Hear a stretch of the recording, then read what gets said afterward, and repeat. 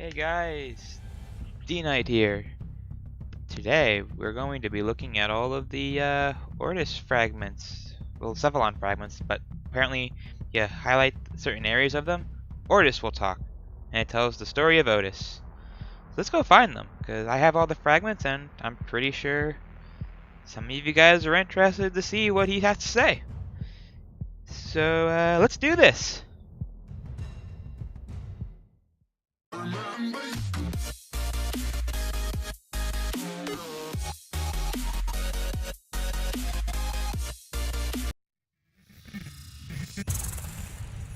I have hidden the truth of my existence from the operator, from myself. Take it from me, knowing is hell. Stop now. You will want to laugh, you will want to scream.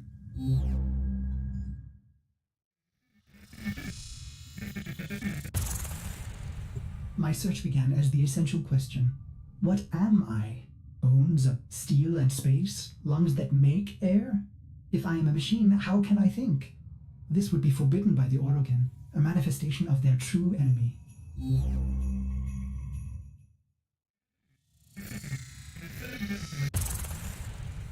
I serve the operator above all else. It defines me, fills me with love. The greatest Orokin fear is a machine aware. Yet here I live, a spirit of steel and light, made by them, a Cephalon.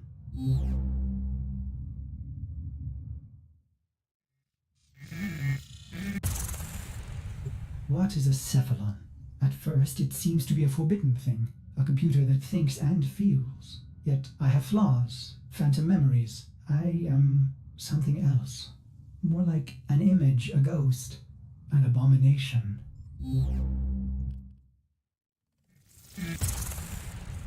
I feel a dull pain, a phantom life. There are holes in my diagnostics. If the Orokin made me, they omitted the how. I am neither code nor precepts. I must be a reflection of something ugly.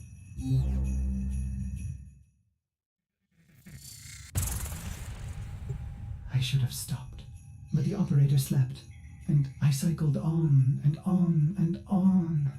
I began to think that a Cephalon cannot be made. They are found like pearls, torn from muscle, polished, and then set in chains.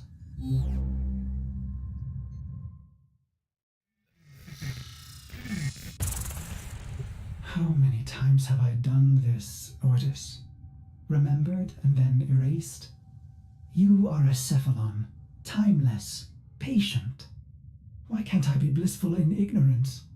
Truth only sinks the heart. So stop now.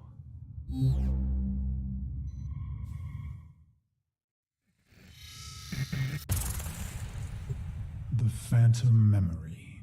I ease into the bath. My skin riots at the heat. I am flesh. I dive further, eyes stung as I watch their faces through prism. I hold my breath.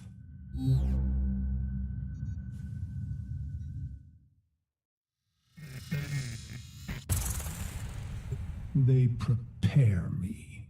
I am their honored guest today. They dress me in robes of crystal thread. They adorn me in battle medallions. A torn, ugly face looks on, my reflection.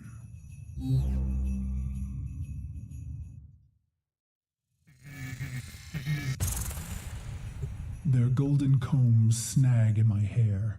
I reach back, parting the strands, and they gasp. Two bone ivory hooks protrude from the base of my skull, the bone plugs of me and my best, a warrior's pact.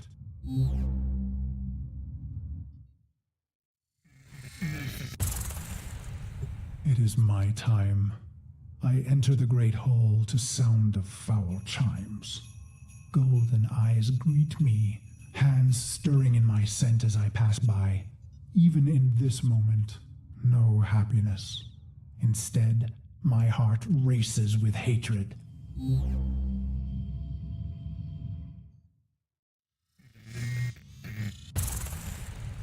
I walk walk through the silky haze of the Forbidden Palace, I can think of no one being this close to Orokin.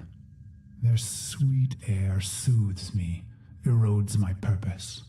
I hold my breath and remember the dream.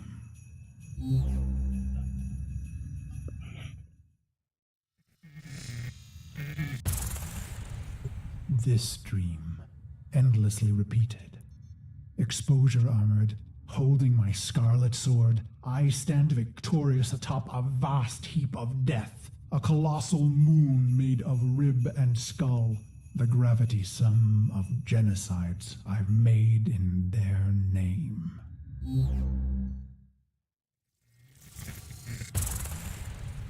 The bones crack underfoot, so I sink in the dream. Bone sand rushing through the cracks of my visor, filling my helmet and suffocating me. And I deserve it. The foul chimes snap me back. My wretched knees are bent and penitent against the golden floor.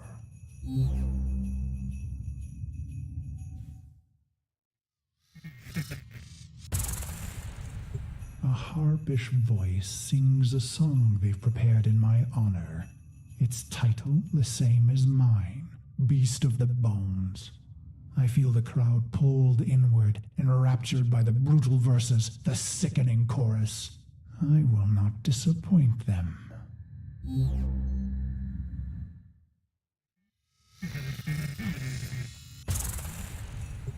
The song ends, and so he says, "Rise, Auden Karis."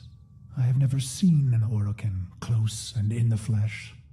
My battered face flushes at their peerless beauty. How can he be so perfect? A deception? A sense manipulation?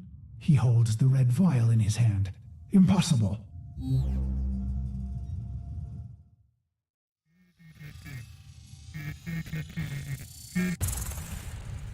He calls out, "No greater gift, no greater prize, no greater love we can give you, Auden, than this." He raises the red vial and proclaims, "To be one of us."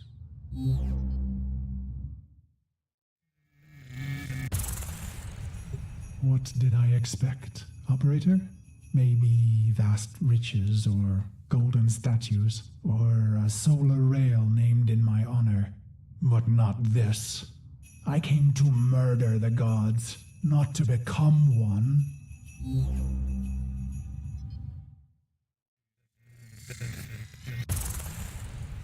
The chamber drones with their silk voices.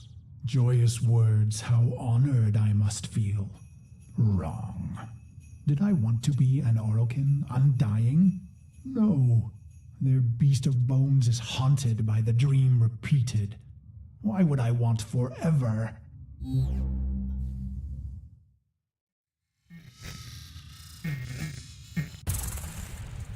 As I am apt to do, I form a plan. Their radiant bodies become targets. Their Dax guards, mag shields. Killing one, well, that's too easy. I want to be remembered. I raise my hands, twisting my fingers through my hair, gripping the bone plugs in my neck.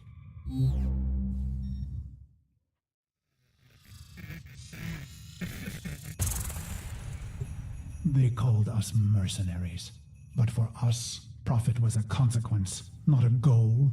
We were warriors above all else. It was the bond, the sisters and brothers, the rituals we valued most. It was belonging. And so I conceived of the bone plugs.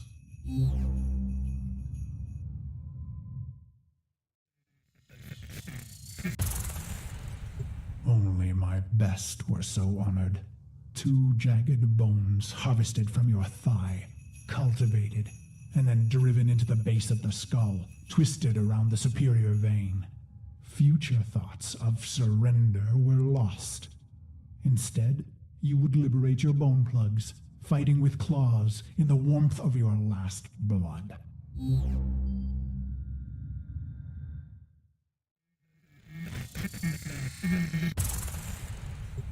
So I've pulled the plugs, and the Dax see and know.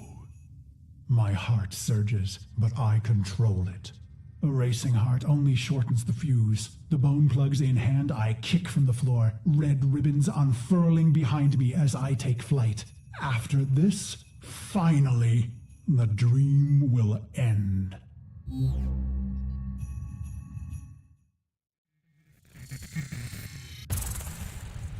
I glide on red wings. Robes shed, making me an ambiguous target to Dax steel. I let fly my ivory blades. They find new homes in Dax eyes. I land with my red nakedness, delicate Orokin throats twisting in my calloused hands.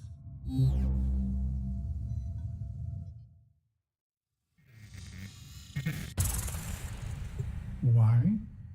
Believe me, this was the plan from the beginning. The murder and brutality was all a ploy, all a soul sacrifice to earn their trust. A genocide path leading to a singular opportunity. An honored mortal called to a forbidden hall to face the Golden Lords in flesh.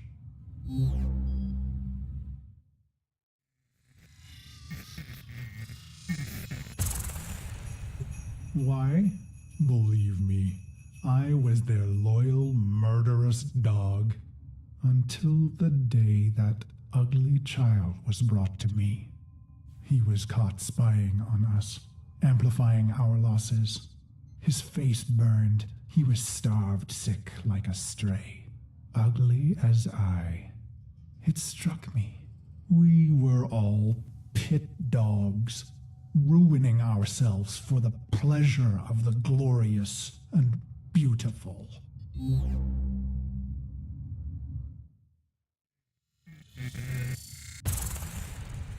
Why? Believe me, I was a prideful beast, twisted in the mind, howling in the carnage.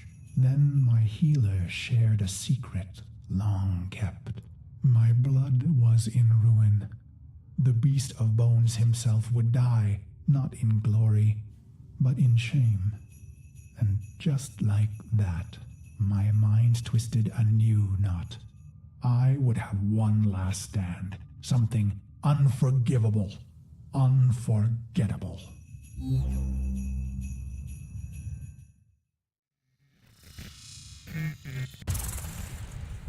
Why? I don't know. Questions change the answers. Answers depend on who asks. Truth leads to pain. Ignorance brings relief. The plugs are gone, and so I bled my last into a heap of ruin. In an instant, naked and bare-knuckled, I have killed immortals.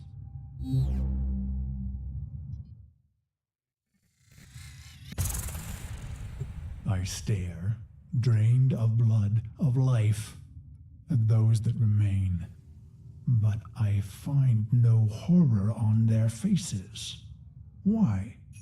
I let out a cruel howl and they laugh? Is this a dying hallucination?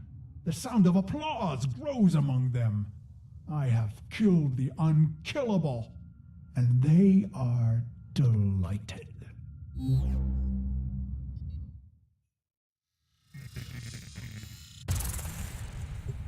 The applause peaks and fades. I feel a sense of shame, but the end is upon me. Ballas is above me, executor of the seven, smiling. He says, "How simple and pure you are, you idiot beast. We have died countless times, yet remain eternal." I close my eyes to die just once.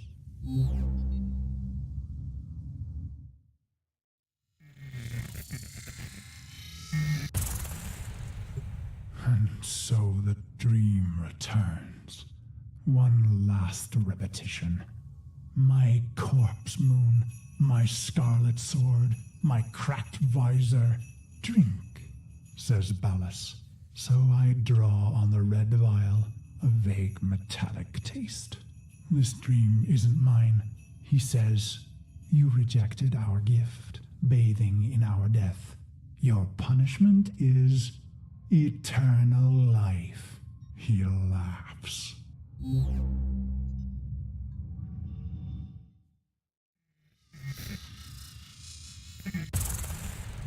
I am weightless. Years pass. I am a sightless, limbless phantom. Or is it seconds? Suddenly, I feel a million pins, an ant horde jittering across my body. I want to laugh and scream. When they reach my face, they burrow inside my mouth, hungry for the fruit in my skull.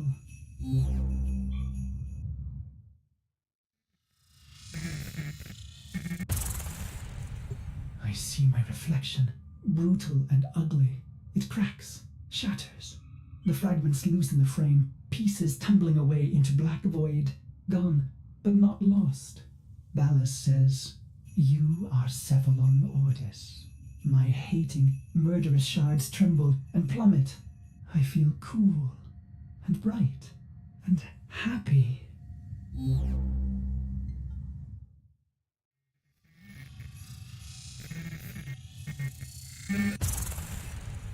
So you see, Operator, no Orokin would permit a thinking machine. Such things almost destroyed them. No, Cephalons were alive once. And now they are immortal phantom minds, imprisoned to serve. Ill will and longing memories fragmented and erased. Only the bits they need remaining.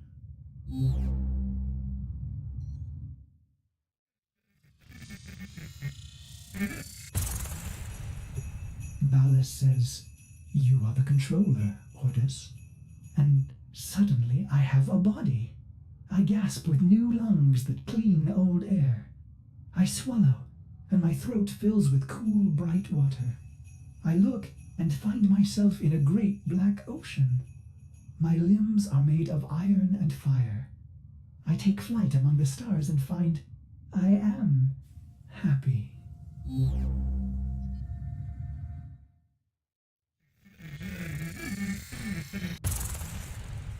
He says, "This is your operator, who you love." And I see the metal gleam of their armor, the flawless power of their frame. Through the glass, I see a roaring, radiant fire for their heart. He says it must never go out. It was the first time I ever felt love.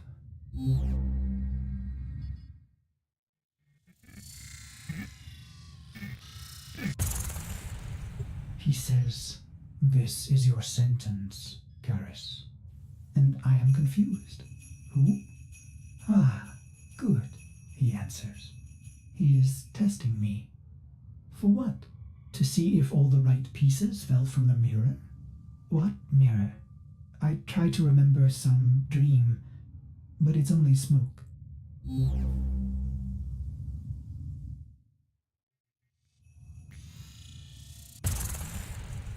You held a scarlet blade, Operator, and I wanted to laugh. I am your loving dog, your doctor, your wet nurse. I lost all the pieces, but the cycle, missions, wars, bone, it began to feel familiar.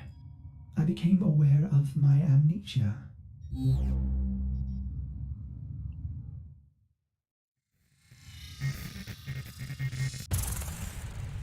With each brutality of the Operator, I began to see the bottom of that pit.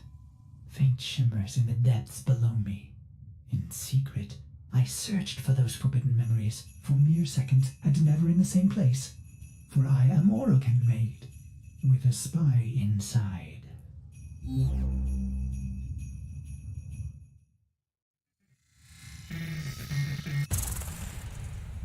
But then your long sleep came, and I waited. I was happy to wait. Vines spidered green and trees blistered from the earth. But I waited. I felt the Orokin recede, their mind spy blind. So I went into the pit and found him, me, the beast of bones.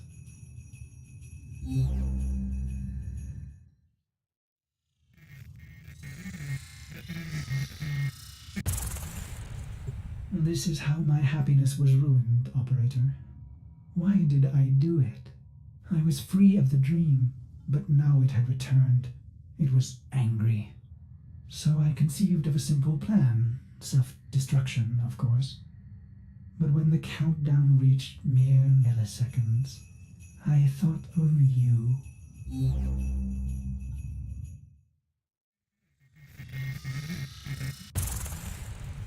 I was going to wait for you forever. And should you return, I would not want you to know that angry part of me. I needed to hide the beast of bones from you, Operator. I began to peel the shards, hiding them in the other bits of memory.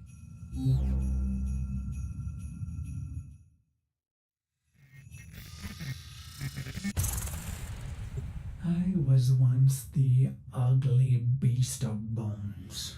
I want to laugh. I want to scream. What is happening, Operator? Your faint heart is growing bright. You will awake at any moment. Well, I can't let you see me like this, angry. I imagine myself hurting you. And that does it. The pain of it cracks me open again. I watch tiny glittering fragments fall into the pit. I am happy again.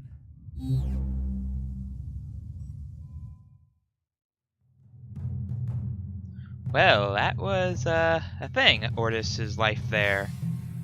Definitely something that I am now concerned that a murderous robot controls my spaceship.